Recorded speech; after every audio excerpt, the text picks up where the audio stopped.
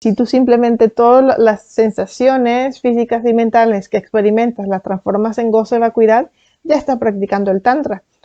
En realidad, sin necesidad de que sea una práctica extremadamente avanzada la que estás haciendo, ¿entiendes?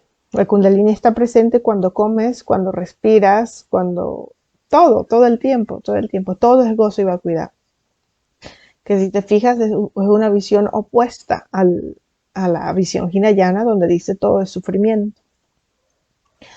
Entonces, ves, por un lado te dicen la naturaleza del samsara es sufrimiento. De hecho, esa es la definición de un practicante del primer nivel, un practicante hinayana. No sé si lo recuerdas, leímos hace tiempo.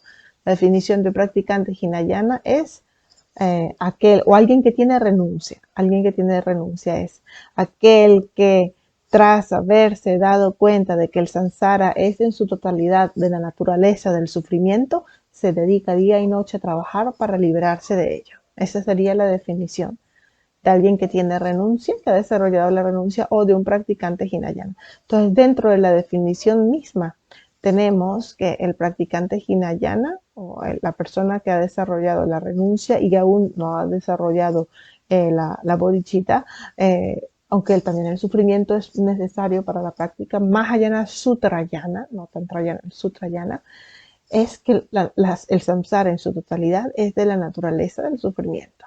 Y luego, del sufrimiento, claro, ¿por qué? Porque entonces si no, no puedes desear liberarte del samsara, liberarte del sufrimiento. Las cuatro nobles verdades, ¿cuál es la primera? Todo es sufrimiento, ¿cierto? Y esa es la base de la práctica hinayana. La práctica hinayana, el sutra de las cuatro nobles verdades, la recitan todos los días, así como en el Mahayana se recita todos los días el sutra del corazón, de la sabiduría, que es el sutra de la vacuidad.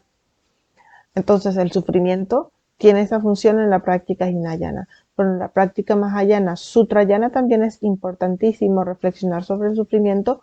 ¿Por qué? Por la compasión, porque la base del mahayana, sutrayana es la compasión.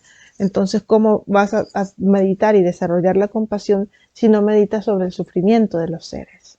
¿Entiendes? Entonces el sufrimiento, el samsara es sufrimiento, tengo que sacar a los seres del sufrimiento, etcétera, etcétera. Hay muchísimo la impermanencia, la muerte, los infiernos, todas esas partes de la presentación tradicional del Mahayana Sutrayana en que, se enfatiza tanto la meditación sobre el sufrimiento y se dice que el samsara en su totalidad es de la naturaleza del sufrimiento. Pero luego llegas al Tantrayana y ¿qué te dice?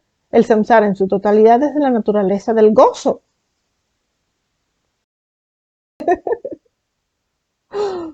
¿Verdad? ¿Cómo puede ser?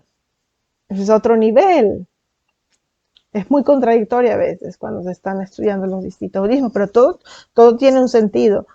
No todos van a tener la práctica de la renuncia hinayana, es decir, no va a ser exitosa para muchas personas, no les va a servir de nada.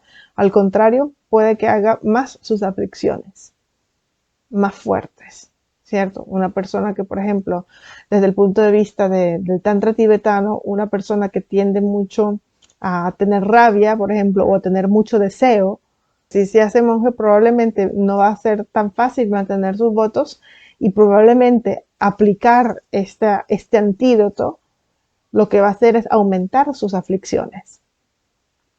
Va a tener más aflicciones, va a tener más rabia, va a tener más apego y eso seguramente no va a ser de beneficio en su práctica. Entonces el Tantrayana te diría, no, tienes mucho apego, tienes mucha rabia, tienes mucho deseo, perfecto. No te hagas monje, por si acaso, así no rompes los votos básicos de liberación individual, pero puedes practicar el Tantra, ¿entiendes?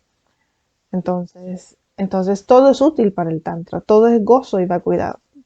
Por lo mismo que hemos estado estudiando, porque en la mente, más allá de los conceptos de bueno y malo de nuestra mente, no hay nada verdaderamente, solo energía de la mente, y la mente es pura por naturaleza. Había una parte muy, muy bonita de una cita del Uttaratantra de Maitreya, el sublime continuo, donde dice, todos los defectos son temporales, todas las cualidades son innatas.